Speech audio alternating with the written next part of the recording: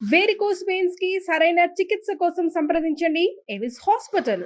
So ఇప్పుడు మీరు అన్నారు కాబట్టి తల్లి గురించి చెల్లి అవును. గురించి కూడా మాట్లాడారు కాబట్టి అవును. విజయమ్మ గారికి చాలా దగ్గరగా ఉంటారు మీరు. షర్మిల గారికి నేనంటే కూడా బాగా అలానే ఇష్టం ఉంటారు. విజయమ్మకి. వాళ్ళ బర్త్డేలు ఉన్నా వాళ్ళ మ్యారేజ్ యానివర్సరీలు ఉన్నా కానీ మీరు స్టేటస్లు పెడతారు, ఇన్స్టాలో పోస్ట్ చేస్తారు. ఆ కుటుంబం ఒక రకంగా చెప్పాలంటే అత్యంత సన్నిహితంగా ఉండే శోభా నాగిరెడ్డి గారు చనిపోయిన తర్వాత అంత క్లోజ్నెస్ ఎవరికైనా ఉంది అంటే రోజా గారికి. ఒక రకంగా అందరికి తెలిసిన విషయం అది. ప్రతిపక్షాలకి అధికారంలో అందరికి కూడా ఫ్యామిలీ చల్లా చెదిరైపోయింది కదా. ఎప్పుడు కూడా వాళ్ళ సైడ్ నుంచి కానీ వీళ్ళ సైడ్ నుంచి కానీ రకరకాలుగా వింటుంటాం, వాళ్ళ వర్షను వీళ్ళ వర్షను. అవి విన్నప్పుడు అసలు వీళ్ళందరూ ఎప్పుడు కలుస్తారు ఖచ్చితంగా అన్న ఫీలింగ్ ఎప్పుడు కలుగుతుందా మీకు? ఖచ్చితంగా కలుస్తారు. బ్లడ్ రిలేషన్ అనే దాన్ని ఎవ్వరు కూడా ఏం చేయలేరు. ఉమ్. కొన్ని రోజులు ఎవరైనా ఏదైనా చేయాలనుకుంటారేమో కానీ అది ఎప్పటికీ నిలవదు. ఉమ్. అది నా పర్సనల్ ఒపీనియన్. ఎందుకంటే రాజశేఖర రెడ్డి కుటుంబం లాగా మేము ఉండాలి అని చంద్రబాబు నాయుడు కూడా ఫాలో అయినాడు.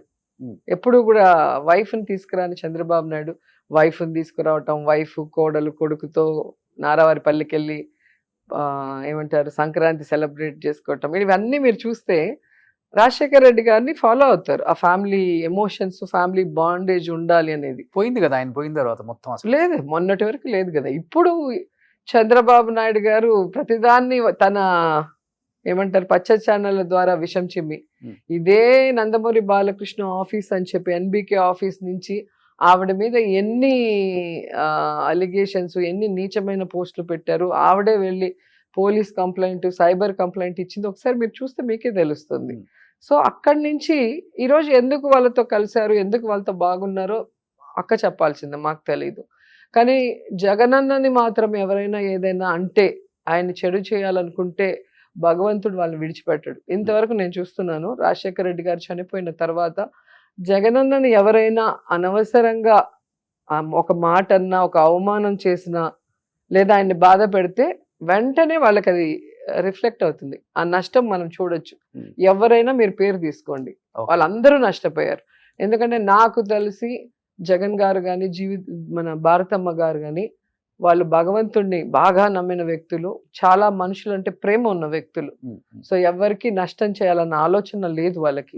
అండ్ వాళ్ళని నమ్ముకుంటే ప్రాణమైనా ఇస్తారు, వాళ్ళ కోసం ఎంత దూరమైనా వెళ్తారు. సో అది టైం అనేది ఖచ్చితంగా చెప్తుంది. బట్ ఒకటి ఫ్రాంక్ గా చెప్పండి రోజా గారు, ఎందుకంటే మొన్న మీరు చూస్తే ఎప్పుడో 2-3 years ముందు జరిగిన యాక్సిడెంట్ ని తీసుకొచ్చి జగనన్న మనుషులు పెట్టి కార్ యాక్సిడెంట్ చేసి వాళ్ళ అమ్మని చంపేయాలనుకున్నారని పచ్చ ఛానల్లో ఎంత ఘోరంగా వేశారు. మళ్ళీ విజయమ్మ లెటర్ పెడితే అది ఫేక్ లెటర్ అన్నారు. మళ్ళీ ఆవిడ వీడియో చేసి పెట్టాల్సి వస్తుంది. అంటే ఒక గౌరవప్రదమైన ఫ్యామిలీని రాజశేఖర రెడ్డి గారు చనిపోయిన తర్వాత అటు కాంగ్రెస్ ఏమో FIR లో పేరు చేర్చేలాగా వాళ్ళు చేశారు. ఈ చంద్రబాబు నాయుడు ఏమో ఈ విధంగా ఫ్యామిలీలో చిచ్చు పట్టాలని చూస్తున్నాడు. కానీ ఇవన్నీ తాత్కాలికమే. ఖచ్చితంగా భగవంతుడు ఈ ఫ్యామిలీని కలపాలని మనస్ఫూర్తిగా కోరుకుంటున్నాను. అంటే ఒకటి చెప్పండి, ఎందుకంటే అధికారంలో వాటా కోసం వచ్చిన గొడవలు అంటారా ఇది, లేకపోతే ఆస్తిలో వాటాల వల్ల వచ్చిన గొడవలు అంటారా? కాదు కాదు, అధికారం వచ్చేదాకా బాగున్నారు కదా, అధికారం కోసం అయితే ఎప్పుడో గొడవలు ఏంటింది కదా. అదే నేను చెప్తుంది, అధికారం వచ్చిన తర్వాత వాటాలో వచ్చిన గొడవలు. ఇప్పుడు మొన్న అక్క మాట్లాడినప్పుడు నాకే ఆశ్చర్యం వేసింది. ఎందుకంటే ఇద్దరికి ఎంత అవసరమో అంతా రాజశేఖర రెడ్డి గారు ఇచ్చేసే వెళ్ళారు. ఆయన ఉండగానే అన్ని పార్టీషన్స్ అయిపోయింది. ఇప్పుడు వేరే ఏం ఆశిస్తున్నారు, ఎవరు వెనకుండి ఇది నడిపిస్తున్నారు అనేది ఎవరికి తెలియలేదు. తెలిస్తే దాన్ని వెంటనే కరెక్ట్ చేస్తారు కదా. ఇంకెవరున్నారు ఇంకా నడిపించడానికి? అంత శక్తులు ఏమున్నాయి అక్కడ? ఉంది అన్న, చెల్లి, అమ్మ, వాళ్ళ ముగ్గురు మీద కాదు కదా. వాళ్ళ ముగ్గురికి ఎంత బాండేజ్ ఉంది, ఎంత అఫెక్షన్ ఉంది అనేది మనం ఎన్నో సంవత్సరాలుగా చూస్తున్నాం. అవును. ఇప్పుడు వెనక నుంచి ఎవరు చిచ్చు పెడుతున్నారు అనేది తెలిస్తే, ఆ చిచ్చు కారణం ఏంటో తెలిస్తే అంతా సెటరేట్ అయిపోతుంది.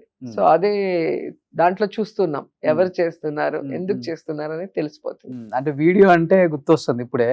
సో ఎలక్షన్స్ టైంలో విజయమ్మ గారు ఇక్కడ ఉండకుండా US వెళ్ళిపోయారు. అక్కడి నుంచి ఒక వీడియో రిలీజ్ చేశారు. సో కడప ఎంపీగా పాప పోటీ చేస్తుంది, షర్మిలకి సపోర్ట్ చేయండి అని. సో జగన్ గారిని ఉద్దేశించి మాట్లాడకుండా కేవలం వాళ్ళ కూతురు గురించే బాధ్యత కదా. ఆ వీడియో స్టేజ్ మీద చాలా చేంజ్ వచ్చింది. ఎక్కడ చేంజ్ అదే మాట కేతిరెడ్డి గారు ఒప్పుకున్నారు కదా, ఆ వీడియో వల్ల చాలా డ్యామేజ్ అయింది పార్టీ. కానీ అదేం లేదు. కానీ నేనేమంటానంటే, ఒక లాస్ట్ మీటింగ్ మీరు జగన్ గారితో విజయమ్మ గారు స్టేజ్ మీద మాట్లాడిన వీడియో ఒకసారి చూడండి. నా కొడుకుని ప్రజలకు అప్పగించాను, నా కొడుకుని సీఎం చేసి నా భర్త ఆశయాల్ని ప్రజలకు అందించే విధంగా మీకు అందిస్తున్నా, ఇక నా కూతురు లైఫ్ కోసం నేను వెళ్తున్నాను, ఈ పార్టీలో గౌరవ అధ్యక్షురాలుగా ఉంటూ ఇక్కడ మాట్లాడుతూ అక్కడ మాట్లాడితే అది కరెక్ట్ కాదు అని చెప్పి ఆ రోజు క్లియర్ గా చెప్పింది ఆవిడ. ఆ తర్వాత ఏ రోజు పార్టీ మీటింగ్ రాలేదు, ఏ రోజు పార్టీ గురించి మాట్లాడలేదు. సో తన కూతురు కోసం వెళ్తున్నాను, తన కూతురుని రాజకీయంగా నేను సపోర్ట్ చేయాలి అని చెప్పి స్టేజ్ మీద ఆవిడ కుండ బద్దలు కొట్టి చెప్పి వెళ్ళింది. ఆ ఫ్యామిలీ ఒక మాట చెప్తే ఆ మాట మీద ఉంటారు. సో తన కూతుర్ని గెలిపించుకోవాల ఆలోచనలో ఆ రోజు చేసిందే తప్ప కొడుకును ఓడించాలని ఏ తల్లికి ఉంటుంది? కొడుకును ఓడించాలని ఏ తల్లికి ఉంటుంది? ముఖ్యంగా తల్లికి కొడుకు అంటే పిచ్చి. కాబట్టి ఈరోజు షర్మిల గారిని గెలిపించమని చెప్పిన విజయమ్మ గారు మరి ఎందుకు గెలిపించలేకపోయారు? ఆవిడ తల్లి ప్రేమతో చెప్తుంది, కానీ రాష్ట్రానికి తనకన్నా అక్కడున్న వైఎస్ఆర్సీపీ వాళ్ళు గెలిస్తేనే బెటర్ అనుకున్నారు కాబట్టే కదా వైఎస్ఆర్సీపీ వాళ్ళు గెలిచారు. కాబట్టి అక్కడ మనం చూడాలి. సో ప్రతి విషయానికి ఏ జిల్లాకు ఆ జిల్లా, ఏ లీడర్ కాలేడు. ఎందుకంటే కొంతమంది పార్టీ వల్ల గెలుస్తారు, పార్టీ ఇమేజ్, పార్టీ మేనిఫెస్టోతో గెలుస్తారు. కొంతమంది ఇండివిజువల్ బలంతో ఏ పార్టీ వచ్చినా ఎన్ని సంవత్సరాలైనా 5 సార్లు 7 సార్లు గెలిచిన వాళ్ళు మనం చూస్తుంటాం. చౌదరి గారు. సో అదంతా ఇండివిజువల్ గా వాళ్ళు ఒక వేవ్, అది వాళ్ళకి వేసేస్తుంటారు, ఇంకా కళ్ళు మూసుకొని అట్లా వెళ్ళిపోతూ ఉంటుంది. ఇంకా కొన్ని చోట్ల ఏంటంటే క్యాస్ట్ ఈ మధ్యలో స్టార్ట్ అయింది కదా, క్యాస్ట్ పిచ్ ఎక్కువైపోతుంది ఈ మధ్యలో.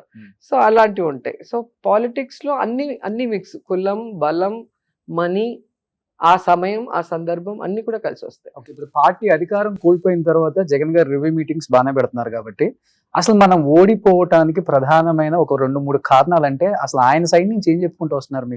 మీరేం చెప్తున్నారు ఆయనకి అసలుకి? అది మేము ఆయన దగ్గర చెప్తాం, మీకెందుకు చెప్తాం? ఆయన పర్సనల్ డిస్కషన్. సో అంటే పర్సనల్ డిస్కషన్ అనేది కాదు కదా, ఇది పబ్లికే కదా. ఎందుకు ఓడిపోయాం అనేది పబ్లిక్ లో చెప్పాల్సిన విషయం. డిస్కషన్ వచ్చినప్పుడు పబ్లిక్ లో మాట్లాడతారు.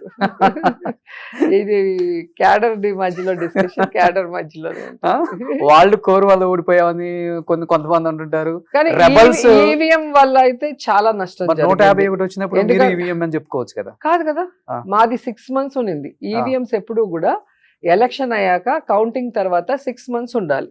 ఎవరు కేసు వేసినా ఎలక్షన్ కమిషన్ ఆ అనుమానాన్ని నివృత్తి చేయాలి. ఆ వివిప్యాట్స్ తీసి కౌంటింగ్ చేసి వాళ్ళకి చూపించాలి. కానీ ఈసారి 10 రోజులకే డెస్ట్రాయ్ చేయమని క్లియర్ గా ఆర్డర్ ఇచ్చి డెస్ట్రాయ్ చేశారు. ఫస్ట్ ఇది. రెండోది, ఎప్పుడైనా ఈ ఈవీఎంస్ అనేది మిషనే కదా. నీకు ఎలక్షన్ రోజు ఏదైతే మీరు ఆన్లైన్ లో పెట్టారో, ఆంధ్రప్రదేశ్ స్టేట్ లో ఎన్ని ఓట్లు పోలైనాయి, ఏ జిల్లాలో ఎన్ని ఓట్లు పోలైనాయి, ఏ నియోజకవర్గంలో ఎన్ని ఓట్లు పోలైనాయి అనేది అది రికార్డెడే కదా. మరి ఆ రోజు పోలైన ఓట్లకి, కౌంటింగ్ రోజు పోలైన ఓట్లకి తేడా చూస్తే 45 లక్షల ఓట్లు పెరిగాయి. దాని మీద కోర్టులో కేసు కూడా వేయటం జరిగింది. ఎక్కడైనా 45 లక్షల ఓట్లు ఎలా పెరుగుతాయి? కంప్యూటర్ ఇది సిస్టమే కదా. ఇప్పుడు మిషన్ లో మీరు కొట్టినప్పుడు ఒక 100 సంఖ్య వస్తే 100 సార్లు కొట్టినా 100 రావాలి కదా. అవును. ఒకసారి 98, ఒకసారి 90, ఒకసారి 60 రాదు కదా. అదే పేపర్స్ అనుకో 2-3 అతుక్కొని ఉండొచ్చు, తక్కువ వచ్చి ఉండొచ్చు, మళ్ళీ ఓపెన్ చేస్తే సెపరేట్గా ఉండొచ్చు. అట్లా పోలైన ఓట్లకి, కౌంటింగ్ ఓట్లకి 43 లక్షల ఓట్లు పెరిగాయి. అది ఎలా పెరిగాయి? అది ఎలక్షన్ కమిషన్ చెప్పాల్సిన అవసరం ఉంది. ఇంతవరకు దానికి ఆన్సర్ లేదు కోర్టులో. సో కోర్టులో జరుగుతుంది, ఎప్పుడో రోజు నిజం బయటకు వస్తుంది కదా. దానికే అందరం కేసులు వేసింది. రజనీకాంత్ గారు ఒక క్వశ్చన్ అడిగారు మిమ్మల్ని, టీడీపీ వస్తే భవిష్యత్తులో మీ పరిస్థితి ఏంటి అని. ఎవరు అడిగారు? అదే టీవీ9 లో రజనీకాంత్ గారు అడిగారు. ఏమైపోతుంది చూడండి, రైట్ రాయల్గా ఉన్నాను. ఏమైపోతుంది? వాళ్ళు బాధపడాల్సిందే. టీడీపీ వాళ్ళు ఇచ్చిన ఒక్క సూపర్ 6 లో ఒక హామీ నెరవేర్చలేక జనాల్లోకి వెళ్తే కొడతారన్న భయంతో ఈరోజు డైవర్షన్ పాలిటిక్స్ చేసుకుంటూ ఏ విధంగా వాళ్ళ ఛానల్లో భజన చేసుకుంటున్నారు తప్ప 5 నెలలు అవుతుంది, ఎక్కడా కూడా ఎవరికి వెల్ఫేర్ అందట్లేదు. ఆరోగ్యశ్రీ తీసేశారు, ఇంగ్లీష్ మీడియం తీసేశారు, ఈ కేసులు అందరినీ టార్చర్ పెట్టడం తప్ప. కాన్స్టిట్యున్సీ లో కాదు, స్టేట్ లో ఇంతమంది ఆడపిల్లలు చచ్చిపోతుంటే, ఇంతమందిని తగలబెడుతుంటే, ఇంతమంది రేప్ చేస్తుంటే, ఇంట్లో దూరి నరికేస్తుంటే కూడా పోలీసులు ఎవరిని కంట్రోల్ చేయలేకపోతున్నారు, ఇలాంటివి జరగకుండా ఆపలేకపోతున్నారు. అంటే గవర్నమెంట్ ఎంత ఫెయిల్యూర్ అయింది అనేది 5 నెలల్లో తెలిసిపోయింది. దేశంలో మీరు చూస్తే ఏ రాష్ట్రమైనా ఒక వ్యతిరేకత రావాలంటే 2 ఏళ్ళు 3 ఏళ్ళు పడుతుంది ఒక గవర్నమెంట్ మీద. కానీ వీళ్ళకి 5 నెలలకే వీళ్ళు ఫెయిల్యూర్ అయిపోయారు అందరూ అనేది అర్థమవుతుంది కదా. సుమన్ టీవీలో మీ పర్సనల్ అండ్ బిజినెస్ ప్రమోషన్స్ కోసం కింది నెంబర్కి కాంటాక్ట్ చేయండి.